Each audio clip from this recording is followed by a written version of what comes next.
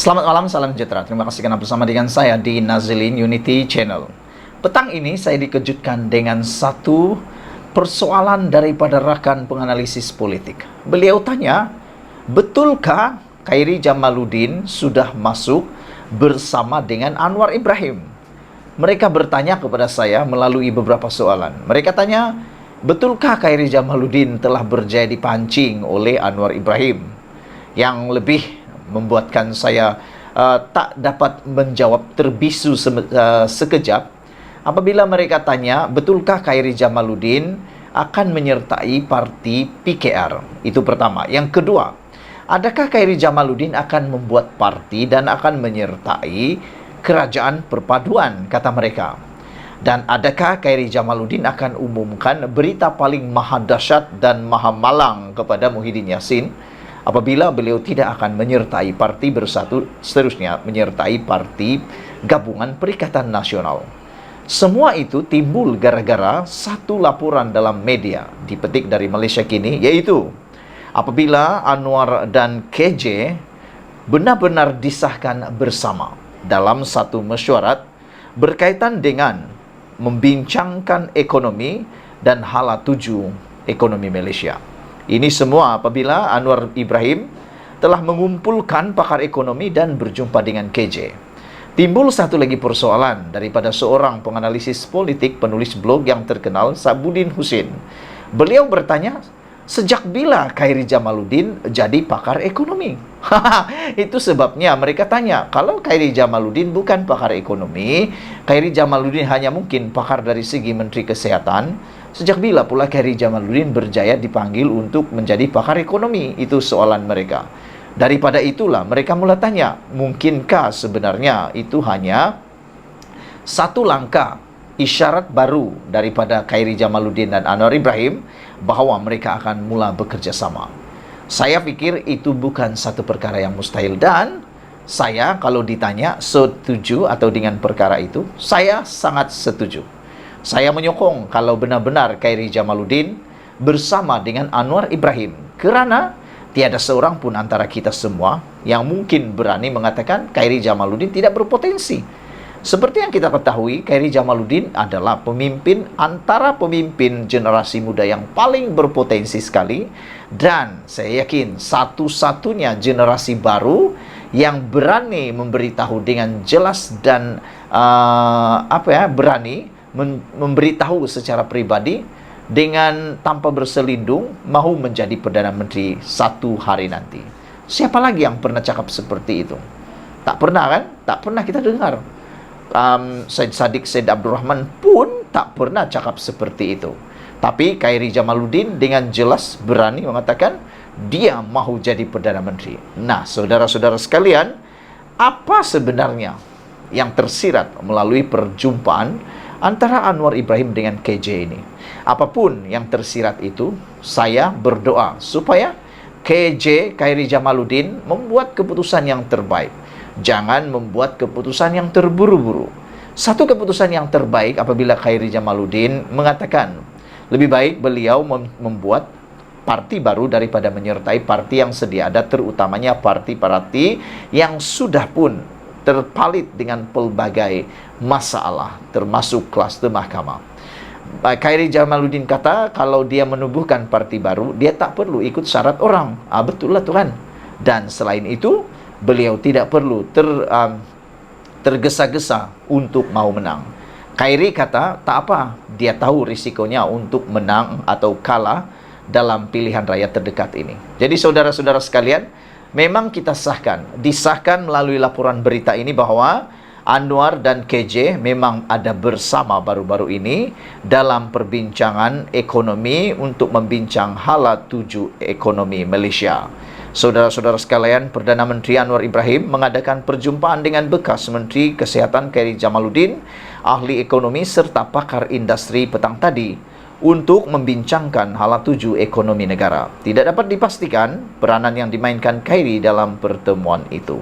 Khairi yang telah dipecat oleh UMNO pada Januari yang lepas dilihat sedang sebagai langkah menyingkirkan pengkritik Presiden Parti Ahmad Zaid Hamidi. Naib Presiden UMNO Johari Ghani yang sebelum ini menjadi Menteri Kewangan II semasa pentadbiran bekas Perdana Menteri Najib Razak turut hadir. Sekian dulu untuk kali ini. Jangan lupa tinggalkan komen anda untuk isu kali ini. Share video ini dan ikuti terus ulasan selepas ini. Selamat pagi, salam sejahtera. Terima kasih karena bersama dengan saya di Nazilin Unity Channel. Saudara-saudara sekalian, isu yang hangat di media sosial sekarang, yang berlegar-legar di media sosial sekarang ialah berkaitan dengan gesaan seorang ahli parlimen dan juga dakwaan seorang ahli parlimen bahawa pakaian yang dipakai oleh jururawat yang ada di Malaysia pada waktu ini tidak patuh syariah.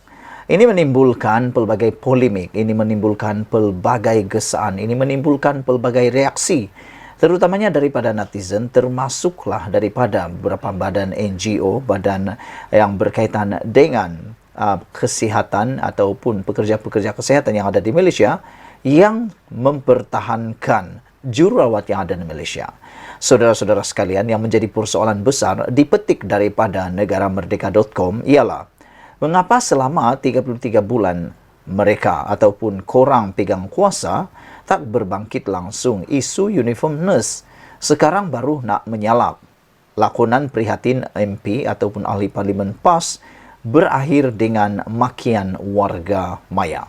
Sebelum kita teruskan ulasan yang hangat ini, saya mohon anda juga tinggalkan komen anda berkaitan dengan dakwaan ahli parlimen PAS berkaitan dengan pakaian atau uniform nurse yang menjadi tular baru-baru ini. Adakah anda juga sependapat dengan ahli parlimen PAS ini yang mengatakan bahawa pakaian yang dipakai oleh jururawat sekarang tidak patuh syariah?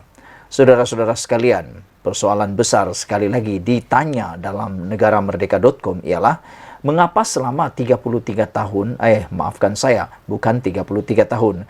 Mengapa selama 33 bulan korang pegang kuasa tak berbangkit langsung isu uniform nurse? Sekarang baru nak menyalap selepas jadi ahli pembangkang. Saudara-saudara sekalian, lakonan ataupun keprihatinan ahli parlimen PAS berakhir dengan makian warga maya. Ahli parlimen PAS Perikatan Nasional Kuantan Wan Razali Wan Nur hari ini mencetuskan kemarahan warga maya selepas cuba menjadi hero mempersoalkan etika pemakaian jururawat wanita di klinik dan hospital kerajaan yang didakwanya terlalu ketat dan tidak mematuhi syariah. Sehingga kan di dalam perdebatan ataupun pembahasan di Dewan Rakyat itu ada kedengaran suara mengatakan bahawa janganlah tengok jururawat itu kalau pakaiannya ketat. Ada juga netizen yang menulis, kita ke hospital bukan untuk melihat jururawat tapi untuk mau jumpa untuk kesihatan. Yang hang sibuk sangat tengok pakaian yang ketat tu kenapa, kata mereka. Dah sakit pun ada lagi selera nak tengok pakaian ketat kah, kata netizen menulis dalam ruangan komen. Memetik Malaysia Kini, dia berucap semasa membahaskan usul kertas putih kesihatan di Dewan Rakyat hari ini. Kata beliau, ramai jururawat wanita yang berkhidmat di fasiliti kesihatan kerajaan berpakaian ketat mengikut acuan barat hingga menampakkan bentuk badan dan tidak selari dengan tuntutan Islam. Ini yang menjadi persoalan netizen. Mereka kata 33 bulan korang pegang kuasa, tidak pula berbangkit langsung isu uniform ketika anda berkuasa.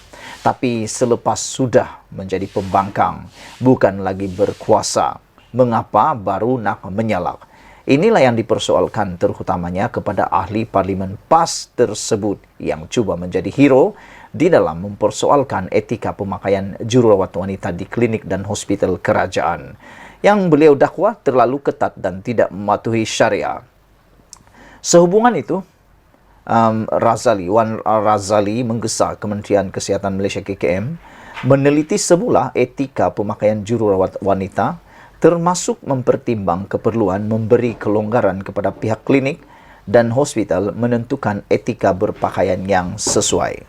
Ada yang telah menulis berkaitan perkara ini, bahkan ada juga persatuan yang berkaitan dengan jururawat telah menulis bahawa etika pemakaian yang ada sekarang untuk jururawat sama ada di hospital swasta ataupun kerajaan telah pun mematuhi etika berpakaian secara rasmi dalam kod etika Jabatan Perkhidmatan Awam. Mereka kata tak menjadi persoalan kerana ianya telah diluluskan dan sesuai untuk keadaan semasa di Malaysia. Kata beliau lagi, kebanyakan jururawat wanita berpakaian ketat, menampakkan bentuk tubuh atau bentuk badan di mana ia tidak patuh syariah, kata beliau lagi. Adakah kita masih berterusan mahu mengikut acuan barat dalam etika pemakaian? Apakah ia tidak boleh diubah dan diberi kelonggaran, soal Wan Razali. Dia seterusnya memetik contoh di 2 buah hospital di Kelantan dan Pahang yang mengambil inisiatif memberi pilihan kepada kaki tangan wanitanya mengenakan pakaian yang lebih sesuai.